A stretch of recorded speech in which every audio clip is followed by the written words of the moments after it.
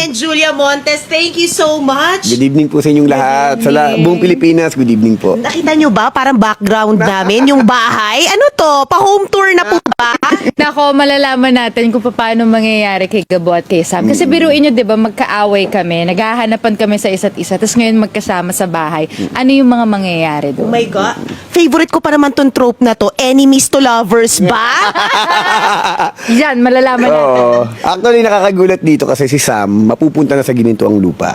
Sa mundo namin. Kaya doon na iikot ngayon yung kwento. Kaya yung mga pinangako namin sa mga tao, yung romance, comedy, dito Eto na na papasok yun. May tanong ako kay Gabo. Saan siya mas nahihirapan? Sa mga kalaban niya o sa nararamdaman niya para kay Sam?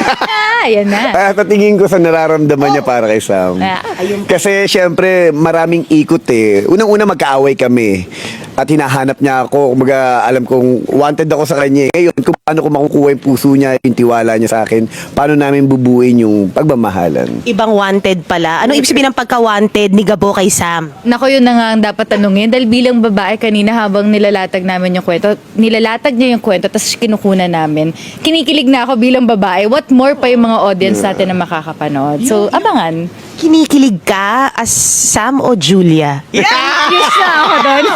Na-confuse na ako doon. Kasi gaya na lagi ko sinasabi, pag naglalatag siya ng kwento, napapatulala ako. Tapos na-amaze talaga ako sa talent niya, sa gift na meron siya. Grabe. Pero with this, ano yung, syempre, parang narinig ko kanina ready naman sa training si Sam. May action pa rin ba kami makikita from the end of Gabo and Sam? Nako, sabi ko naman, mula umpisa hanggang dulo, hindi namin kayo bibiguin sa aksyon. Ngayon naman, sa panibagong yugto, papasok na tayo, sabi ko nga, sa buhay ng pag-iibigan o ng pamilya nila Gabo at nila Sam. Ito na yung core ng kwento. Ayun na. So, papunta pa lang tayo sa exciting part. Yes, that's true. At dahil Friday naman ito, next week na to ang aabangan. Opo. Aabangan na nila yan. Actually, ang lalaki rin ng action scene na mga kinuna namin eh. Yung lalong-lalo na yung dahilan kung ba't napunta dito si Samantha sa lugar namin. Napakalaking eksena at hirap na hirap si Jules doon. Oo. Medyo ibubulong pa lang natin, medyo embargo pa kung paanong eksena yun. Pero anong paghahanda mo doon, Julia? Nako, from the very start, kasi bago pa lang talaga ako pumasok dito sa Sigabot, pinag-train na ako ng boss ko talaga eh. Siyempre, di tayo po pwedeng mapahiya. Pero bukod doon, nakatutok talaga rin siya sa lahat ng mga gagawin, lahat ng mga eksena, tamang posisyon, tamang paghawak. So, lahat yun talagang tinuro niya. Kasi sabi ko naman, di ba, pagdating sa action kasi, ang kakibat kasi niya yung disgrasya. Kaya every time na may kinukulang si Jules sa malaking action, lagi ako nandun nakatutok.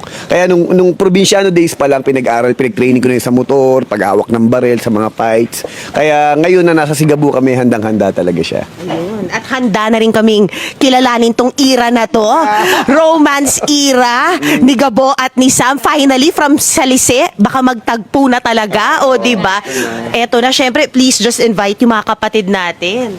Sa lahat po ng mga Pilipino, sana po, samahan nyo kami mula Lunes hanggang Biyernes. Gabi-gabi po yan. Sa TV5, magkita-kita po tayo. Aabangan niyo po ang maraming timpla at maraming patikim na ibibigay po namin sa inyo sa Sigabo. Coco Martin Sigabo. Mga kapatid, maraming salamat po. Thank you so much, Coco and Julia.